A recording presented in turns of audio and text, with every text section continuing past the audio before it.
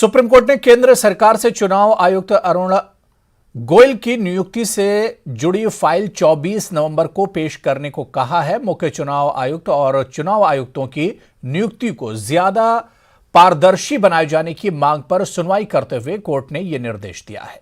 Justice KM. Joseph के नेतृत्व मामले की सुनवाई कर रही 5 जजों की बेंच ने माना कि नई नियुक्ति की फाइल देखना जरूरी है। Attorney general R Venkat Mani ने इसे गैर जरूरी बताया, लेकिन जजों का कहना था कि अगर इस नियुक्ति में कोई कमी नहीं है तो सरकार को फाइल दिखाने में आपत्ति नहीं होनी चाहिए। सुनवाई के दौरान सुप्रीम कोर्ट में अहम टिप्पणी करते हुए कहा कि मुख्य चुनाव आयुक्त को इतना मजबूत होना चाहिए कि अगर कल को प्रधानमंत्री के ऊपर भी किसी गलती का आरोप लगता है तो वो अपना दायित्व निभा सके। इसका जवाब देते हुए केंद्र सरकार के वकील ने कहा कि सिर्फ काल्पनिक स्थिति के आधार पर केंद्रीय कैबिनेट पर अविश्वास नहीं किया जाना चाहिए। कभी भी योग्य लोगों का ही चयन किया जा रहा है। केंद्र सरकार की तरफ से सॉलिसिटर जनरल तुषार मेहता ने जजों का ध्यान इस ओर भी आकर्षित किया कि संविधान में शक्तियों का स्पष्ट बंटवारा किया गया है। अगर किसी पद पर नियुक्ति की प्रक्रिया बदलने का आदेश सुप्रीम कोर्ट देता है तो यह कार्यपालिका और विधायिका के अधिकार क्षेत्र में दाखिल होगा। इस तरह का कानून संसद बनाती है और सरकार उस पर अमल करती है।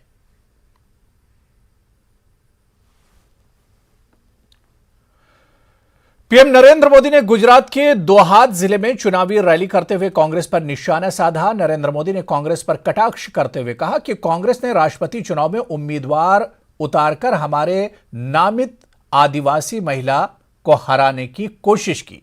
मोदी ने आगे कहा कि आदिवासी हमारे भाई बहन हैं। देश की आजादी में इनका बहुत बड़ा योगदान है। साथ ही उन्होंने दावा किया कि हमारी सरकार ने आदिवासियों की जिंदगी बदल दी है। मोदी ने कहा कि कांग्रेस भाई भतीजावाद, संप्रदायवाद और वोट बैंक के राजनीति का मॉडल है।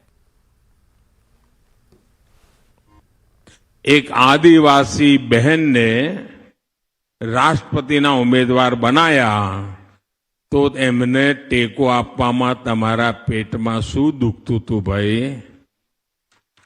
અરે મોકળા મને કહેવું તો એક આદિવાસી દીકરી આ દેશની રાષ્ટ્રપતિ બનતી હોય તો અમારા કોઈ રાજકીય મતભેદો નથી, અમે 100% ટેકો આપીશું, પણ એવું ના કર્યું।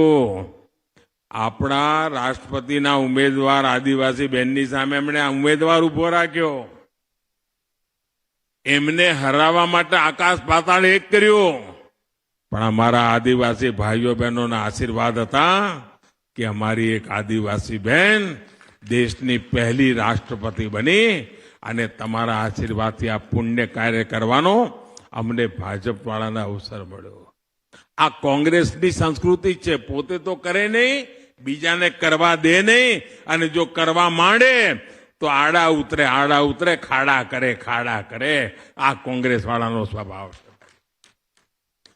आदिवासी समाजनु कांग्रेसे आजादी पछी एने आटली बधी वार मौका मळ्या, आटली बधी सत्ता भोगववा मळी, पंचायत थी पार्लामेंट सुधी एकला ज हता, पण एमने क्यारे तमारी आ जाण आई, तमारी आ सुख दुखनी चिंता ना करी। चूंटणी आवे એટલે મોટી મોટી વાતો કરીને વોટ કરીને જતા રહેવાનું। આજે 75 વર્ષ પછી આપ વિચાર કરો, 75 વર્ષ થઈ ગયા, આ દેશમાં ઢગલાબંધ રાષ્ટ્રપતિ બની ગયા, પણ કોંગ્રેસના લોકોને ક્યારે કોઈ આદિવાસીને રાષ્ટ્રપતિ બનાવવાનો વિચાર ના આવ્યો ભાઈ।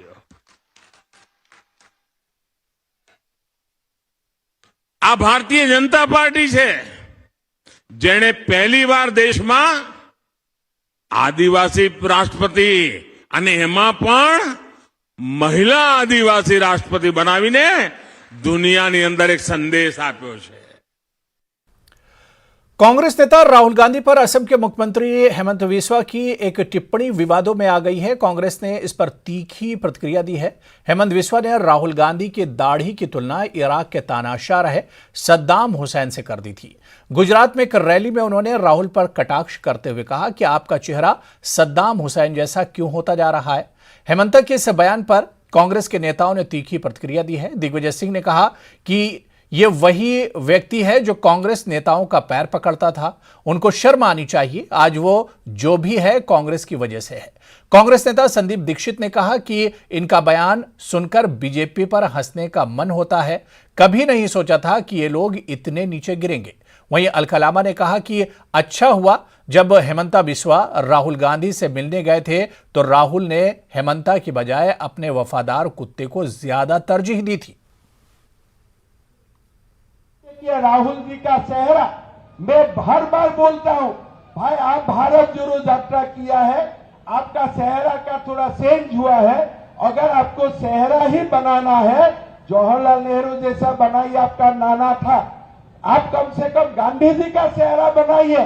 कहां सद्दाम हुसैन जैसा चेहरा बना के देश में घूम रहा है। मैं वहां का 6 साल तक इंचार्ज रहा हूं, इसलिए मैं ये नहीं बताऊंगा कि वहाँ वो क्या है और कैसे है, लेकिन जो भी बात वो कर रहे हैं मैं उसकी घोर निंदा करता हूँ और उनको शर्म आनी चाहिए। आज जो कुछ भी है वो कांग्रेस की वजह से। अब ये उनका चेहरा कैसे लगता है, मैं तो यही प्रश्न पूछूंगा।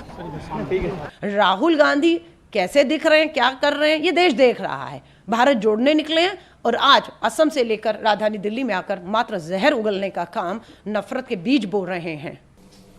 I would not even like to dignify this diatribe by a reaction. I think in public life it is very important that we maintain decorum of language and we maintain some propriety. The Chief Minister of Assam unfortunately sounds like a petty troll. उधर राहुल गांधी की भारत जोड़ो यात्रा मध्य प्रदेश में पहुंच चुकी है। बुरहानपुर में राहुल गांधी ने एक सभा को संबोधित किया और कहा कि भारत जोड़ो यात्रा अब तक 2000 किलोमीटर तक चल चुकी है, जिसमें लाखों लोग शामिल हो चुके हैं। केरल में बहुत बड़े पैमाने पर लोग जुड़े, लेकिन महाराष्ट्र केरल से भी आगे निकल गया। लेकिन मध्य प्रदेश में यात्रा के पहले ही दिन यात्रा को जबरदस्त समर्थन मिला। राहुल गांधी ने एमपी में यात्रा के ऑर्गेनाइज करने वाली टीम को A ग्रेड दिया है। राहुल गांधी ने बीजेपी पर हमला बोलते हुए कहा कि देश में नफरत, डर और हिंसा का माहौल बनाया गया है। राहुल गांधी ने नोटबंदी और जीएसटी को लेकर भी बीजेपी पर तीखा हमला बोला। शुरू हुई, हम केरला से निकले और केरला में बहुत बड़ा रिसेप्शन था।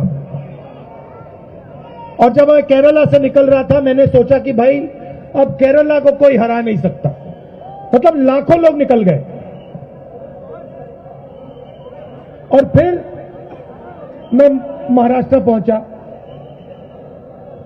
और महाराष्ट्र केरला से आगे निकल गया और पता लगा कि मध्य प्रदेश ने पहले दिन में महाराष्ट्र को हरा दिया। तो जिन्होंने आज भारत जोड़ो यात्रा को अपनी शक्ति दी, अपना प्यार दिया, उनको मैं दिल से धन्यवाद करना चाहता हूं। और जिन्होंने आज इस यात्रा को ऑर्गेनाइज किया,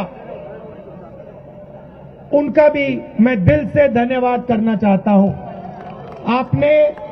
आपको A ग्रेड में देना चाहता हूं।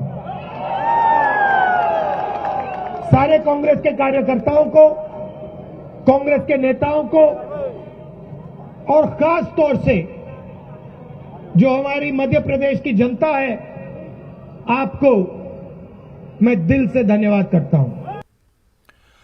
राहुल गांधी की भारत जोड़ो यात्रा पर कृषि मंत्री नरेंद्र सिंह तोमर का कहना है कि यात्रा स्वार्थ और गांधी परिवार को बचाने के लिए है। इस यात्रा के जरिए कांग्रेस अपने खोए अस्तित्व को ढूंढ रही है। कृषि मंत्री ने कमलनाथ पर भी तंज कसा।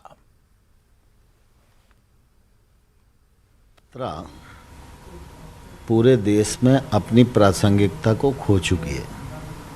यह व्यक्तिगत हित और स्वार्थों को पूरा करने की यात्रा है, गांधी परिवार को बचाने की यात्रा है और कांग्रेस के खोए हुए अस्तित्व को लौटाने के लिए यात्रा हो रही है।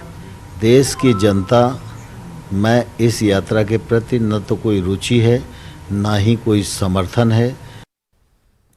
उधर कांग्रेस नेता सचिन पायलट ने कहा कि भारत जोड़ो यात्रा का राजस्थान में एंट्री पर भव्य स्वागत किया जाएगा।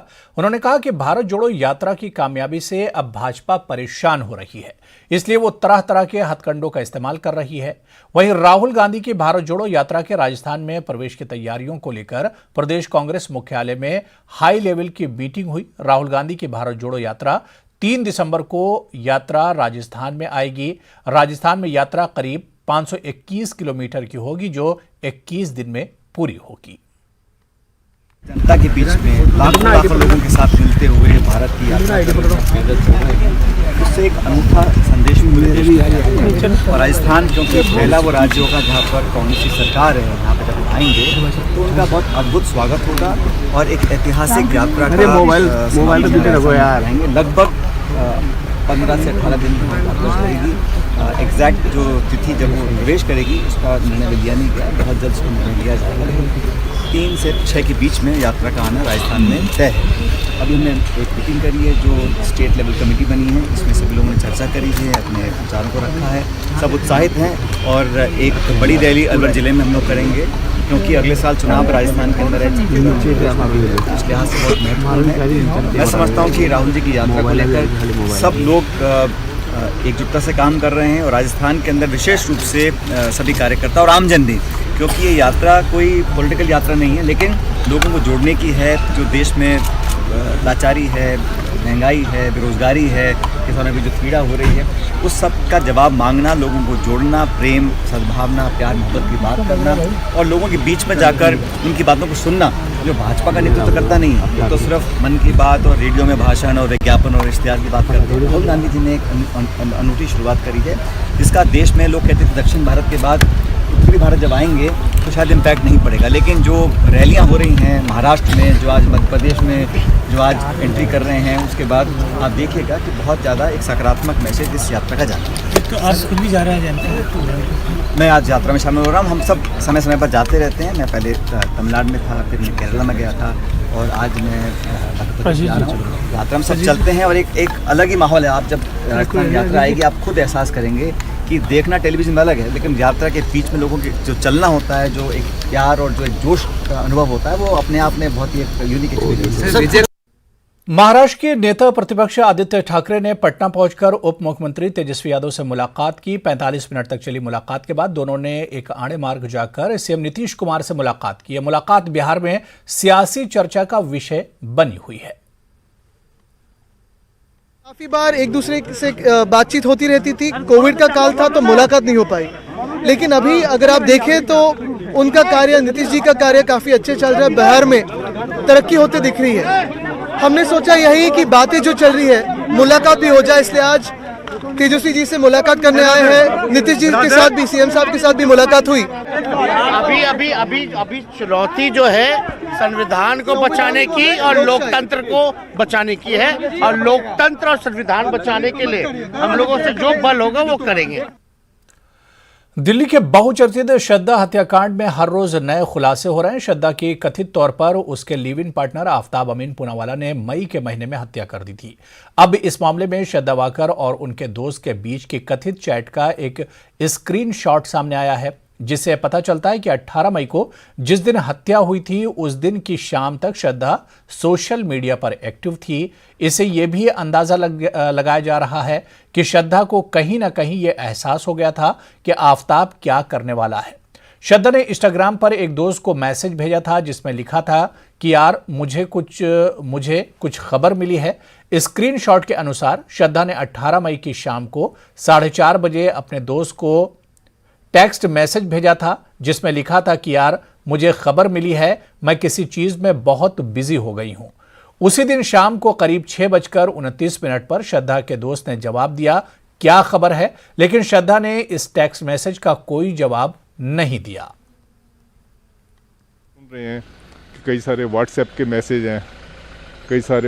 मैसेज हैं और कई और कन्वर्सेशन है जो इसने श्रद्धा के दोस्तों से की थी।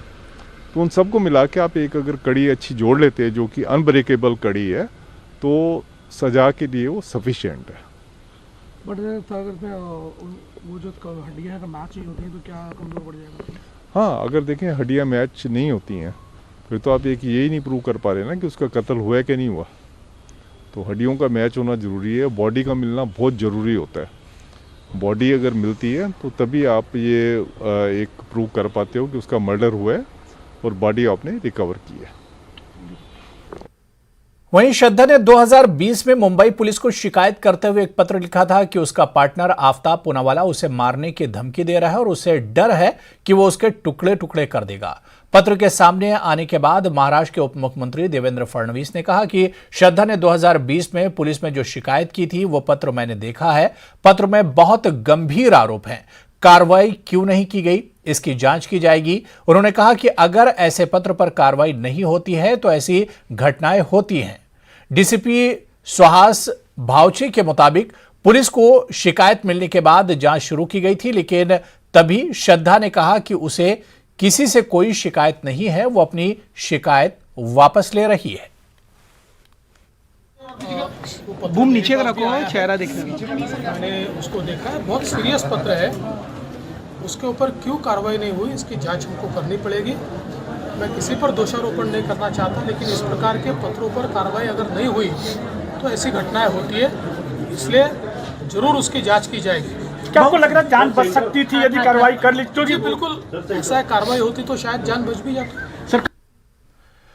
खबर मेरठ से है, जहां की एक सरकारी प्राइमरी स्कूल में सुबह की प्रार्थना में लपे आती है दुआ बन के तमन्ना मेरी पढ़ाए जाने पर विवाद हो गया है। मामला मेरठ के माजरा विकासखंड के अंतर्गत आने वाले बहरोड़ा गांव के आदर्श प्राथमिक विद्यालय का है। इस स्कूल का एक वीडियो सोशल मीडिया पर वायरल हो रहा है, जिसमें छात्रों से सुबह की प्रार्थना उर्दू में कराई जा रही है। वीडियो वायरल करने वाले स्थानीय व्यक्ति का इल्जाम है कि स्कूल में तालीम भी उर्दू में दी जा रही है।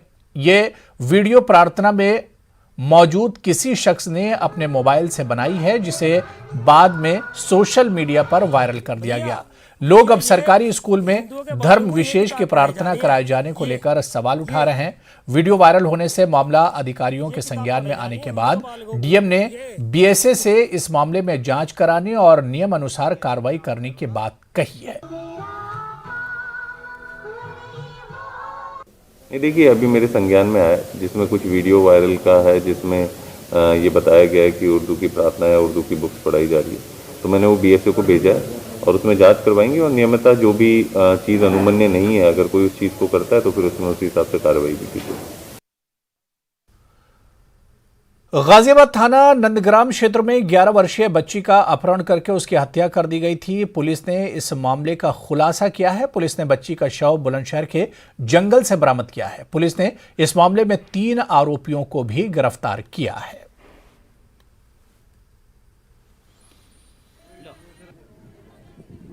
इन दोनों से पूछताछ करने के बाद गंभीर के हिरासत में लेके पूछताछ होने पे उन्होंने कन्फर्स किया है। हमने बच्चे मिलते शाम को 5:30 बजे के आसपास हमने मार के हम गन्ना के खेती में बोरे में भर के फेंक दिया और उसने उनका अपने निशाना पर गन्ना की खेती में बच्चे का रिकवरी किया है और उसको हमने पीएम के लिए भेजा था। बुलंदशहर में पीएम भी हुई थी। पीएम होने के बाद वहाँ पे उसका अंतिम संस्कार करा दिया और उसको तुरंत पुलिस ने तीनों अपराधी का गिरफ्तार किया है और बाकी एविडेंसेस कलेक्ट कर रहा है। इनके लिए सख्ती से सख्ती हम लोग पूरा एविडेंस कलेक्ट करके उनके कोर्ट में सजा जल्दी से जल्द दिलवाएंगे। मेरठ जनपद में पिछले कुछ दिनों में चोरी और डकैती की वारदातों ने लोगों में दहशत पैदा कर दी है। खासतौर पर व्यापारी वर्ग के बदमाशों के निशाने पर रहने से जनपद का व्यापारी तबका खौफजदा है। पिछले दिनों हुई कई घटनाओं ने व्यापारियों को सड़क पर उतरकर आक्रोश जताने को मजबूर कर दिया है। इसी सिलसिले में पश्चिमी उत्तर प्रदेश संयुक्त व्यापार मंडल के प्रदेश अध्यक्ष आशु शर्मा के नेतृत्व में संगठन के पद अधिकारियों का एक 12 सदस्यीय प्रतिनिधिमंडल एसएसपी रोहित सिंह और आईजी से मिला और शहर में लगातार हो रही चोरी और डकैती की वारदातों को रोकने के लिए पुलिस सुरक्षा के अतिरिक्त उपाय करने के साथ पिछले दिनों हुई घटनाओं के जल्द खुलासे की मांग की। मुलाकात का जो विषय है वो ये है कि पिछले लगभग कुछ दिनों से जनपद के अंदर आपराधिक घटनाओं में एकदम बढ़ोतरी हुई है और आपराधिक घटनाओं के द्वारा व्यापारी समाज को निशाना बनाया जा रहा है। अभी गंगानगर क्षेत्र के अंदर एक व्यापारी हैं सरवण चौधरी, उनके यहाँ डकैती की घटना हुई जो बहुत दुस्साहसपूर्ण घटना थी। उसमें आला अधिकारी मौके पर पहुंचे, परंतु दुखद विषय ये है कि अभी तक भी इस घटना का कोई सफलतापूर्वक अनावरण नहीं हो सका। अभी उसी के कुछ दिन बाद मऊ खास पुलिस चौकी जहां सीओ का ऑफिस है उससे मात्र 50 मीटर की दूरी पर एक व्यापारी है, उनके यहाँ 3 महीने में 3 बार घटनाएं हो चुकी चोरी की, और अभी 3 दिन पहले वहां पर रात को कुंभल करके चोरी की घटना हुई। सीओ ऑफिस से मात्र 50 मीटर दूर इस तरह की आपराधिक घटना होना पुलिस को जो चुनौती देने जैसा है। अभी 2 दिन पहले मेरठ के एक बड़े व्यापारी हैं, बिल्डर हैं, प्रदीप गुप्ता पिंकी, उनके घर पे बड़ी घटना हुई चोरी की। तो इस तरह की छोटी और बड़ी घटनाएं अनेकों हो चुकी हैं। आज जनपद के कप्तान साहब से हम व्यापारियों के द्वारा यही निवेदन किया गया, अनुरोध किया गया कि भाई आप इन घटनाओं का जल्द से जल्द खुलासा करें। व्यापारी समाज में भय का वातावरण है, अगर घटनाओं का खुलासा जल्द नहीं होगा तो व्यापारी सड़क पर उतरकर आंदोलन को भी बाध्य होगा। और अभी इस विषय में हमने आईजी साहब से भी समय ले रखा। अब यहाँ से हम आईजी साहब के पास भी जाएंगे और आईजी साहब से भी हमारा रहेगा कि आप व्यापारियों को या तो सुरक्षा देने का काम करो, अपराधियों को उनके सही अंजाम तक पहुँचाने का काम करें। पाकिस्तान ऑक्युपाइड कश्मीर को आजाद कराने के लिए राजस्थान में महायज्ञ का आयोजन किया गया। इस महायज्ञ में यूपी के सीएम योगी आदित्यनाथ भी शिरकत करेंगे। साथ ही देश भर के साधु संत इस महायज्ञ में शामिल होंगे। स्वामी राम भद्राचार्य के उत्तराधिकारी आचार्य रामदास ने प्रयागराज में ये जानकारी दी। राजस्थान के सालासर बालाजी आश्रम में 12 जनवरी से 20 जनवरी तक पीओके की मुक्ति के लिए महायज्ञ का आयोजन किया जाएगा। आजकल पूरा राघव परिवार लगा है, पूज्य गुरुदेव का संकल्प लगा है। आगामी 12 से 20 जनवरी भारत की अखंडता के लिए, पाक अधिकृत कश्मीर की पुनः प्राप्ति के लिए, वो किस प्रकार भारत को प्राप्त हो, इसी महासंकल्प को लेकर राजस्थान स्थित प्रसिद्ध श्री सालासर बालाजी के सानिध्य में आगामी 12 से 20 जनवरी श्री 1008 कुंडी श्री हनुमान महायज्ञ आयोजित होने जा रहा है। और उसी में पूज्यपाद सद्गुरुदेव भगवान का 74वां जन्मोत्सव भी 14 जनवरी मकर संक्रांति के दिन मनाया जाना है। हजारों की संख्या में भूदेवता वहां बैठकर भारत की अखंडता के लिए, पाक अधिकृत कश्मीर की प्राप्ति के लिए अपनी आहुतियां देंगे। देश भर से संतों महापुरुषों का पावन आगमन सालासर बालाजी के सानिध्य में आयोजित उस यज्ञ में होगा। उसके साथ जिन राजनेताओं के माध्यम से, चाहे लोकसभा हो चाहे राज्यसभा हो, उनके मन मस्तिष्क में यह बात स्फुरित हो, इस नाते उन सबको भी आमंत्रित किया जा रहा है, जिसमें देश के शीर्षस्थ राजनेता, प्रदेश के मुखिया पूजनीय महंत श्री योगी आदित्यनाथ जी, ऐसे तमाम महापुरुषों के आगमन की भी वहां श्रृंखला होनी है। तो चलिए, इस बुलेटिन में अभी फिलहाल इतना ही। नमस्कार।